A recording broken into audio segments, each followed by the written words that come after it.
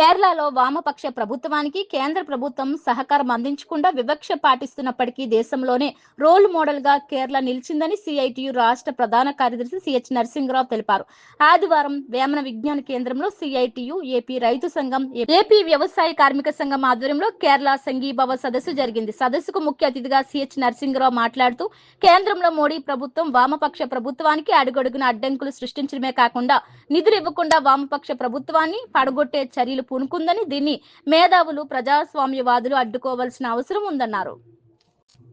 ప్రజలను ఆదుకోవడంలో, వలస కార్మికులను కాపాడడంలో విశేషమైన కృషి చేశారని చెప్పి చివరికి, ఎందుకంటే దేశంలోనే అది విస్తీర్ణంలో తక్కువ, జనసాంద్రత ఎక్కువ కలిగిన రాష్ట్రం. వ్యవసాయంలో కూడా అంత పెద్ద అభివృద్ధి లేదు. అయినప్పటికీ అక్కడ పండించిన రైతాంగానికి గిట్టుబాటు ధర ఇవ్వడంలో, దానికి మినిమం సపోర్ట్ ప్రైజ్ నిర్ణయించి ఇవ్వడంలో ముందున్న రాష్ట్రంగా మనం చెప్పుకోవచ్చు.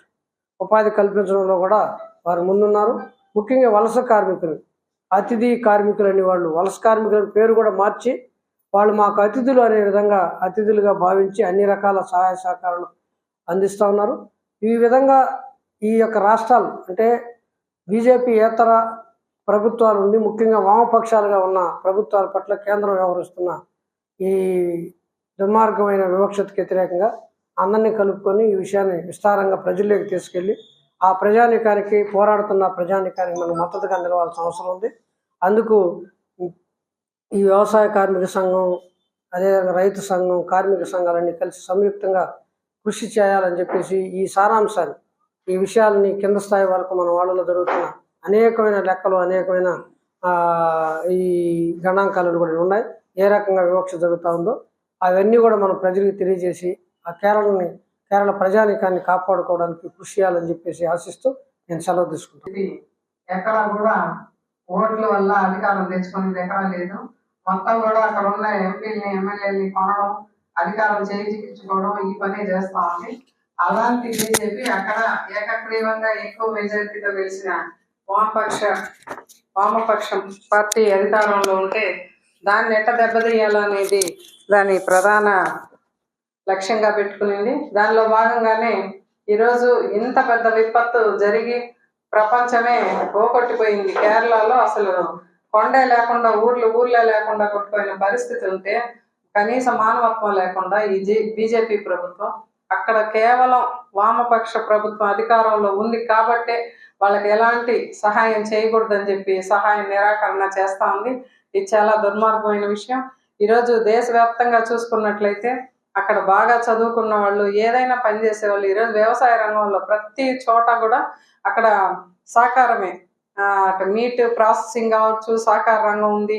అదేవిధంగా వ్యవసాయంలో సహకార రంగం, ఏ వ్యాపారం తీసుకున్నా సహకార రంగం ద్వారా అక్కడ నడిచే పరిస్థితి ఉంది. అట్లా రైతులంతా కూడా అది ముందుకు తీసుకుపోయే ప్రభుత్వం పట్ల ఈరోజు ఆంధ్రప్రదేశ్లో తీసుకుంటే ఎక్కడ కూడా సహకార రంగం లేకుండా సర్వనాశనం చేసి, అది షుగర్ ఫ్యాక్టరీలు సహకార రంగంలో ఉంటే వాటిని మూసేయించింది. అదేవిధంగా మార్కెట్ యార్డుల్లో సహకార రంగంతో నడిచే ఉంటే వాటిని మూసేసి ఎక్కడ కూడా సహకార రంగం లేకుండా నిర్వీర్యం చేసిన పరిస్థితి అనేది మనకు కనిపిస్తోంది. అక్కడ ప్రజలు, రైతులు భాగస్వామ్యంగా మొత్తం కూడా ప్రజలకు మేలు చేకూరుతోంది. అదేవిధంగా రైతులకు మేలు చేకూర్చే విధంగా అక్కడ సహకార రంగం నడుస్తూ ఉంది. ఇవేవి కూడా పట్టించుకోకుండా ఏ విధమైన వాళ్ళకి సహాయం అందించకూడదని చెప్పి కంకణం కట్టుకొని బీజేపీ కూర్చుంది. చెప్తున్నా, నీకు సిగ్గుంటే నువ్వు ఎక్కడైనా సరే అధికారంలోకి రాగలవా? ఎవరో పొత్తు ఎవరితోనో అండ తీసుకొని నువ్వు రావడం తప్ప నీకు నువ్వుగా గెలిచే పరిస్థితి లేదు. అలాంటి నువ్వే ఇంత మిడిసిపడతా ఉంటే కమ్యూనిస్టులు నిజాయితీగా ప్రజల కోసం పనిచేసే మేము ఎక్కడ కూడా తొనకం. మేము మా వాళ్ళని కాపాడుకుంటాం. మొత్తం కూడా జనం అందరూ అండగా ఉన్నారు. ఈరోజు మీరు చూసారు, ఆంధ్రప్రదేశ్ నుంచి ఎంతమంది విరాళాలు సేకరించి పంపారు. మేము అవసరమైతే దేశంలోనే అన్ని రంగాలలో కూడా ప్రథమ స్థానం చెప్పేసి ఇటీవల అనేక పత్రికల్లో కూడా వచ్చింది. అక్షరాస్యత, వైద్య సౌకర్యాలు, కనీస వేతనము, భూ పంపిణీ, పౌర సరఫరాలు, రైతు గిట్టుబాటు ధర, అదేవిధంగా జీవనకాలం, విద్యా విస్తరణ, ఆర్థిక అభివృద్ధి, రోగ నిరోధక శక్తి, వాతాపత్త సర్క్యులేషన్, ఇట్లా ఈ రంగాలతో కూడా మనం చాలా ముందున్నామని, ఆర్థిక అసమానతలు చాలా తక్కువ ఉందని, సామాజిక అసమానత తక్కువగా ఉందని, జనన మరణాల రేటు తక్కువ ఉందని, ప్రాంతీయ అసమానతలు తక్కువ ఉందని, ముఖ్యంగా ఏంటంటే కేరళ జనాభాలో 54.73% హిందువులు, అదేవిధంగా 26.56% ముస్లింలు, 18.33% క్రైస్తవులు.